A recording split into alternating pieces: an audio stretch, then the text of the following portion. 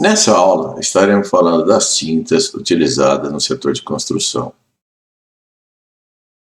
Temos como objetivo apresentar aos alunos a compreensão das funções que as tintas desempenham nos edifícios, o entendimento de como a composição da tinta e os métodos de preparo afetam o uso e o desempenho das mesmas nas edificações, identificar as propriedades de controle relevantes para cada aplicação das tintas. Mas entrando na parte realmente técnica, o que de fato são tintas? Tintas, na verdade, são plásticos em suspensão. Imagine os conhecimentos aprendidos nas aulas de polímeros que, com a adição de cargas, aditivos e outros itens, se tornam em plástico, com uma função técnica. Tinta é uma forma de plástico em suspensão, composta por um veículo volátil, que é um veículo, uma água, um solvente, alguém que vai estar diluindo ou dissolvendo, né, os polímeros de suspensão, ou partículas adicionadas para conferirem propriedades, como os pigmentos e cargas, né? Quando você aplica essa suspensão sobre uma superfície, com certeza esse solvente evapora e esse polímero coalesce formando um filme aderido sobre uma superfície. Esse filme, na verdade, é um plástico que, ao sair da lata, ser aplicado sobre uma superfície, o solvente evaporando, ele se polimeriza no local, ou ele coalesce no local, criando então um plástico aderido sobre uma superfície, e dentro dessa camada de plástico podem sobrar os pigmentos, as cargas, que vão conferir suas propriedades. A gente vai ver isso em detalhes já já. Uma categoria específica de tintas, também muito popular, a gente não vai discutir ela muito na aula, mas é importante que vocês tenham noção da sua existência, são os vernizes, que se aplicam sobre madeiras, sobre concreto, sobre qualquer outra superfície, que nada mais é que uma tinta sem pigmentos. Ela pode ter até colorizada, mas não é com pigmento mineral, partícula sólida, né? Algo em solução que pode ter nessa tinta. Muito bem. Entendido o princípio básico que são tintas, vamos compreender um pouco mais na prática o que de fato elas são. Imagina quando você recebe as tintas aí numa lata, né? E abre essa lata. Dentro dela vai ter uma fração do volume, que é esse solvente, uma outra fração que são os pigmentos e uma outra fração que é a resina. Cada tinta vai ter um tipo de resina diferente, cada família, isso a gente vai ver já já, né? E quantidades diferentes de resina, pigmento e solvente. Isso vai definir muito a qualidade da tinta e as propriedades que a gente vai ver já já. Mas quando aplica sobre a superfície, esse solvente se evapora, o que sobra aderido é o filme, que foi criado in situ, e as outras partículas não voláteis, como os pigmentos. Os voláteis, né, água, solventes ou outros compostos orgânicos, podem evaporar indo para a atmosfera. Isso é muito cuidado, porque alguns desses voláteis, sobretudo os não aquosos, podem não ser totalmente saudáveis para o ser humano e o ambiente. Mas antes de a gente entrar na parte técnica das tintas, que é o tema da segunda parte dessa aula, muito importante que a gente reflita que funções as tintas exercem. Por que eu preciso recobrir uma superfície, né, com uma tinta? O motivo mais óbvio, que todos nós imaginamos, é uma questão estética, a questão de mudar a cor. Eu pinto a superfície numa cor que é definida pelo pigmento, né? É uma das funções do pigmento que eu gosto, me deixa feliz, é onde os detalhes arquitetônicos se enaltecem e a superfície fica da cor que você quer. Então, com certeza, estética é uma grande motivo de utilização de tintas, né? E a estética é infinita, viu, pessoal? Esse muro, essa parede aqui ao fundo, com cor de cimento, não é cimento, é pintada na cor de cimento. Essa parede branca, pintada na cor branca. Então, pode imitar mármore, você pode imitar pátina, você pode fazer o que você quiser, você pode até imitar madeira, se você dominar cores e como combinar cores. Então, como nós conhecemos isso na parte do ponto de vista de pintura de quadros, etc., as tintas podem recobrir a superfície com infinitas cores, texturas e detalhes visuais. Então, dão muita beleza e diferenciam as coisas. Agora, a gente não tem só a questão das tintas, não é só estética. Quando eu estou dentro da minha edificação, como na imagem anterior que nós vimos, aquela escada, né, com aquela parede ao fundo cinza, eu estou olhando um ambiente controlado, mas a maior parte, se você olhar das edificações, é virada para o lado de fora, né? Está sob efeito da atmosfera, está sob efeito da radiação solar, da umidade ambiente, da chuva e das intempéries. Pensando só na questão da radiação solar, as coberturas das edificações consomem mais ou menos 50% da radiação solar, recebem essa carga direto sobre elas e com certeza interagem com o ambiente. A gente já imagina que quando você veste uma blusa de cor preta, você sente mais calor sobre o sol, quando ela é de cor clara, você sente menos calor. Esses conceitos de absorção, reflexão, né, e emissão de calor, por exemplo, dependendo da cor, também se aplicam para as edificações. Assim como degradação pela ação da radiação solar, que acontece nos polímeros, também vai poder acontecer com as tintas. Então é muito importante a gente entender que não é só o efeito estético. As tintas recobrem superfícies internas ou externas, interagindo com o ambiente que está no seu entorno, né?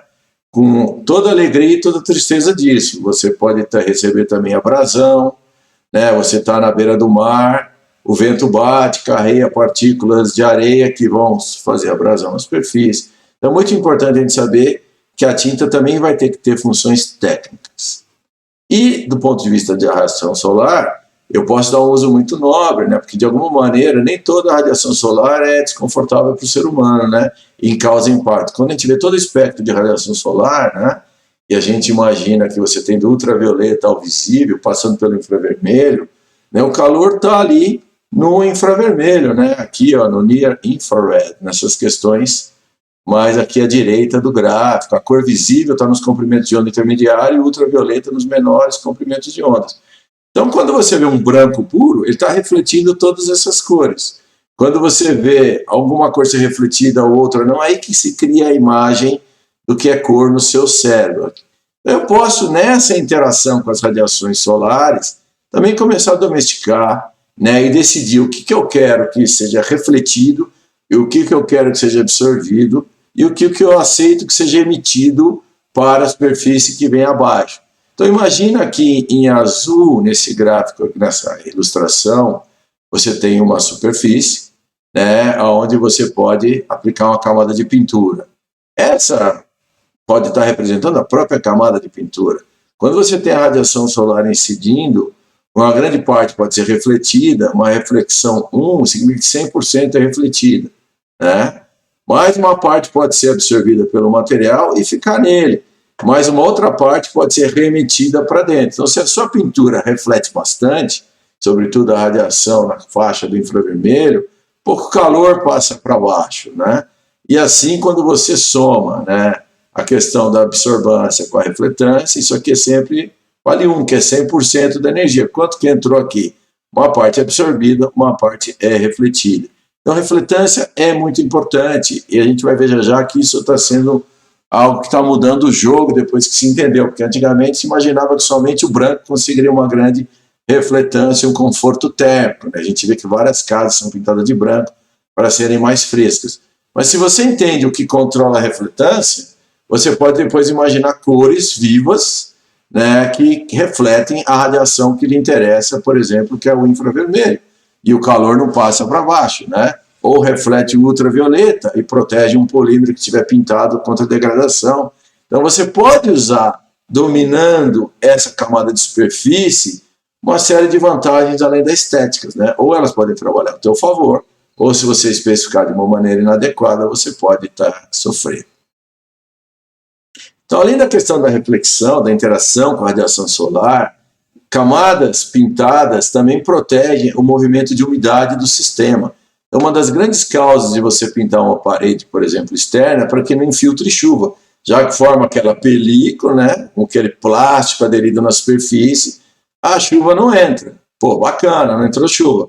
Mas o meu tijolo aqui, imagina que aqui tem a sua parede, essa camada em contato é a camada de pintura, né, a chuva não entra. Então está estanque a água externa. Mas dentro do seu banheiro, na sua cozinha, você tem muito vapor da água, né? e o teu bloco, a tua parede aqui é permeável.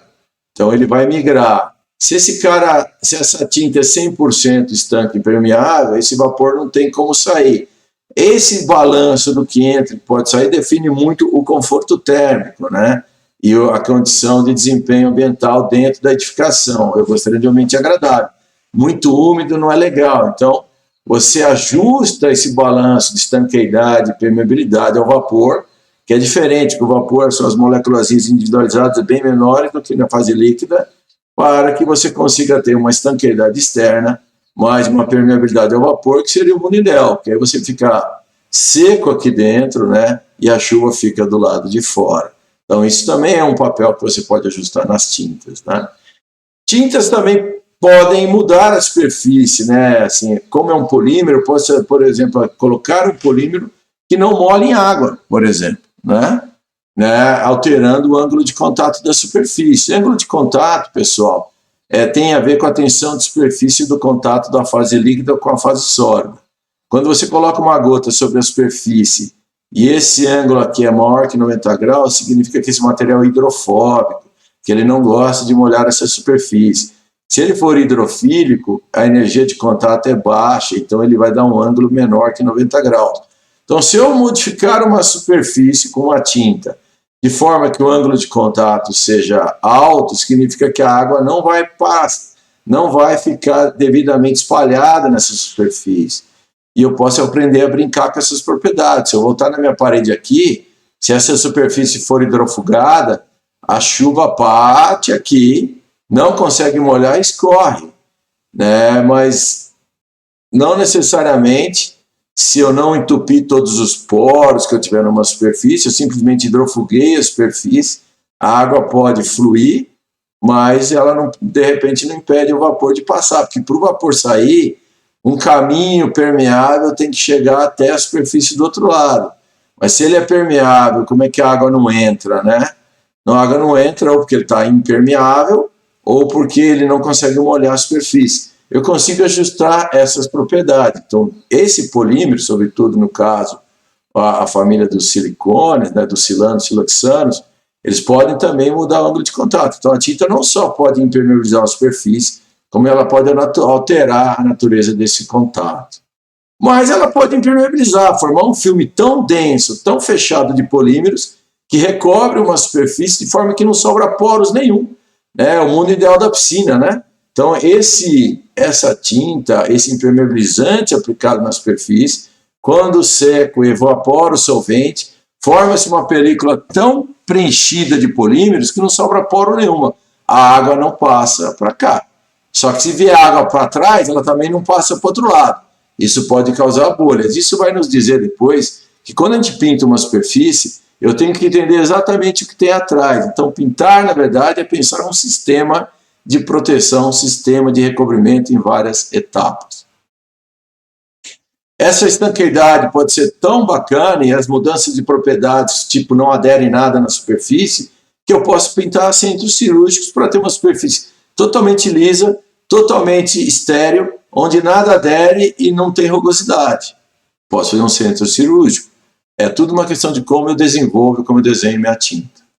Ela, recobrindo então a superfície, ela passa a ser muito responsável pela durabilidade e função. Nós vimos um pouco disso na aula de proteção à corrosão de metais, né? Onde tinta, dependendo da espessura e da aderência com a camada do metal de baixo, impede o acesso da umidade ao metal e protege, aumentando a vida útil da sua solução. Então, tintas são muito utilizadas contra a proteção, contra a degradação. Vídeos automóveis, que não é só uma questão estética, a pintura protege contra a corrosão, tanto de metal quanto de madeira, né? E aí, quando a camada de tinta deixa de ser funcional, porque ela também sofre os processos de degradação e envelhecimento, a umidade consegue adentrar a madeira e consegue criar todo o processo de degradação. Tintas também têm a função de sinalização. As cores significam muito para nos orientar sobre o posicionamento das coisas, então esse é um grande uso. Só que vem com preço. Uma tinta de piso também tem que ter grande resistência à abrasão. O carro está passando em cima. Então o desempenho da tinta não é só estético, não é só permeabilidade, não é só contato, também é mecânico, também é aderência. Então para cada uso eu tenho que pensar uma tinta que desempenhem mecanicamente também de uma forma diferente. Né? Sinalização é tão importante, a minha possibilidade de pigmentos, que são aquelas partículas colocadas na tinta é quase que infinita. Se eu colocar um pigmento que é uma esferinha de vidro, por exemplo, ou uma partícula fotoluminescente, à noite, com pouca iluminação, a tinta brilha. Né? Vocês veem por essas canetas fosforescentes, etc. Tudo isso, e do ponto de vista de função, um passeio aqui, um caminho de bicicleta fotoluminescente diminui muito a necessidade de energia elétrica e iluminação nesse caminho para o ciclista. Né? Então eu também posso pensar, integrar nas soluções que melhorem o meio ambiente do ponto de vista de consumo de energia. Como a tinta que poderia, por exemplo, não absorver calor, né? Diminuir a tua demanda de ar-condicionado. Então a gente tem que pensar muito além da estética. Para finalizar, então, essa primeira parte da aula, tinta, então, vai estar em quase tudo que nós vemos por aí. O Brasil é um grande produtor de tintas, né? É o 5º produtor mundial em 2019 nesse ranking. Construção civil consome a maior parte da tinta produzida, 82% do volume. Isso é muito centralizado em alguns fabricantes. Tranquilo? Bom, agora a gente vai dar sequência na próxima aula discutindo como as tintas são formuladas e suas composições.